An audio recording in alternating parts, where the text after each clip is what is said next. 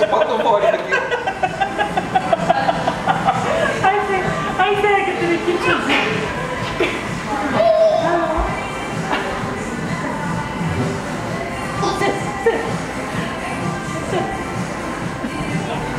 Hi there, I'm Colette Eunice. I'm the author of the book Messages from God.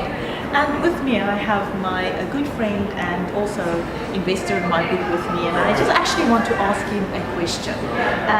Although he read my book, there's also something that happened out of experience. Deon, you were traveling the United States, and then I had a dream while I was in South Africa. And I text you to phone me as I have a message for you.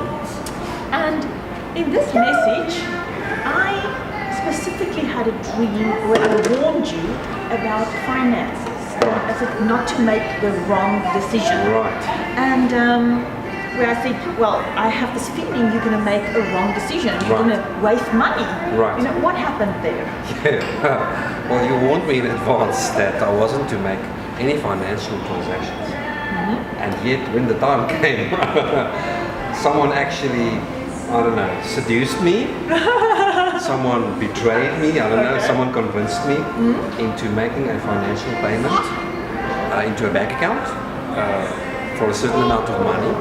And only once I realized I did it, afterwards I realized, upon doing the payment, I realized, but that was what she warned me about. But it was way in advance. It was a couple of months in advance. It wasn't just. Yes, it wasn't like a week before. You warned me, I think, at least 6 months in advance. Oh, really? Could have been even longer. Yeah. So that's why because I actually had forgotten about it. Yeah. And by the time I did that, she was, you were really, she was shocked. She was like so disappointed because she had this good faith in me. You know, but in any case, that's the nice part of hearing from God. You know, you can even warn your friends. You are kind of, how can I say, you one step ahead in things. Right. Do you also Yes. Having a baby around, just grab that little thing. For instance, like I mentioned in my book very clearly that I know how my daughter was going to be born. You know, I could actually tell my husband before the time what would happen at the hospital. And it just makes life much more exciting. But you had a question you wanted to ask me as well. Yes, I read that you spent 4 months sleeping on the ground in LA or somewhere, near the kitchen sink or somewhere. Spent 4 months on your own. I actually slept on the kitchen floor next to the fridge. What do you call it in the USA? Freezer? Yeah, the freezer. Right. Yeah. And on the floor for about 4 months in Los Angeles. The reason was not that it was not because I couldn't afford accommodation. I was actually offered a very, very nice place to stay.